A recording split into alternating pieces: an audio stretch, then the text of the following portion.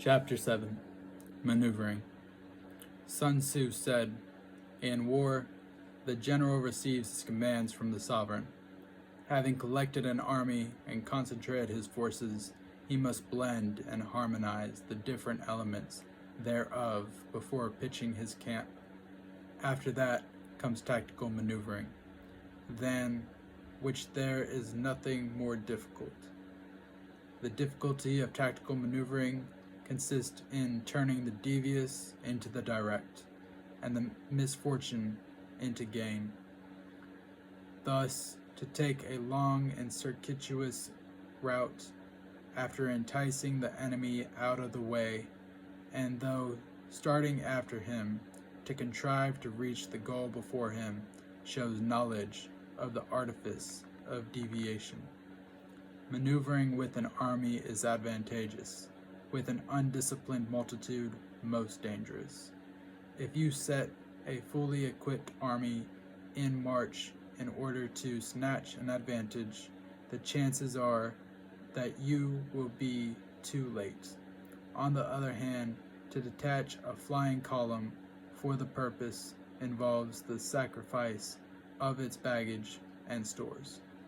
Thus, if you order your men to roll up their buff coats and make forced marches without halting day or night, covering double the usual distance at a stretch, doing 100 li in order to wrest an advantage, the leaders of all your 3 divisions will fall into the hands of the enemy. The stronger men will be in front, the jaded ones will fall behind, and on this plan, only 1/10 of your army will reach its destination. If you march 50 li in order to outmaneuver the enemy, you will lose the leader of your first division, and only half your force will reach the goal. If you march 30 li with the same object, 2/3 of your army will arrive. We may take it, then, that an army without its baggage train is lost. Without provisions, it is lost. Without bases of supply, it is lost.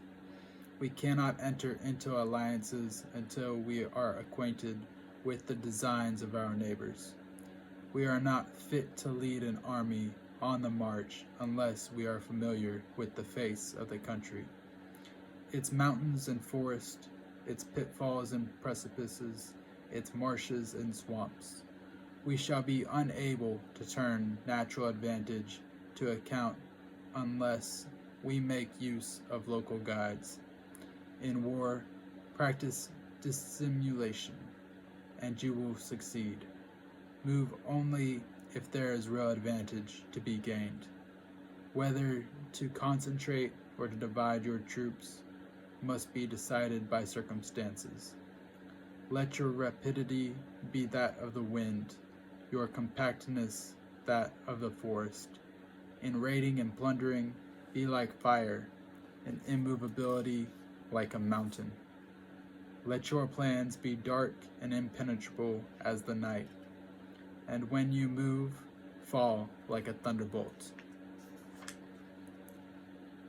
When you plunder a countryside, let the spoil be divided amongst your men. When you capture new territory, cut it up into allotments for the benefit of the soldiery. Ponder and deliberate before you make a move.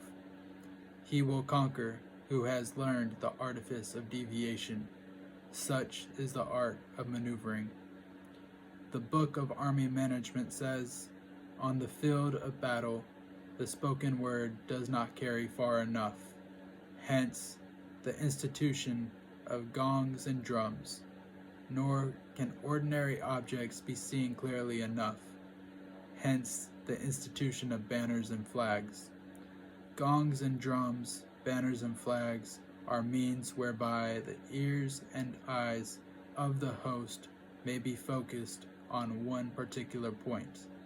The host thus forming a single united body, is it impossible either for the brave to advance alone or for the cowardly to retreat alone. This is the art of handling large masses of men. In night fighting, then, make much use of signal fires and drums, and in fighting by day of flags and banners, as a means of influencing the ears and eyes of your army. A whole army may be robbed of its spirit. A commander-in-chief may be robbed of his presence of mind. Now, a soldier's spirit is keenest in the morning. By noonday, it is began to flag, and in the evening, his mind is bent only on returning to camp. A clever general, therefore, avoids an army when its spirit is keen, but attacks it when it is sluggish and inclined to return. This is the art of studying moods. Disciplined and calm, to await the appearance of disorder, the hubbub amongst the enemy. This is the art of retaining self-possession. To be near the goal while the enemy is still far from it. To wait at ease while the enemy is toiling and struggling. To be well fed while the enemy is famished. This is the art of husbanding one's strength. To refrain from intercepting an enemy whose banners are in perfect order. To refrain from attacking an army drawn up in calm and confident array. This is the art of studying circumstances. It is a military axiom not to advance up a hill against the enemy, nor to oppose him when he comes downhill. Do not pursue an enemy who simulates flight. Do not attack soldiers whose temper is keen. Do not swallow bait offered by the enemy. Do not interfere with an army that is returning home. When you surround an army, leave an outlet free. Do not press a desperate foe too hard. Such is the art of warfare.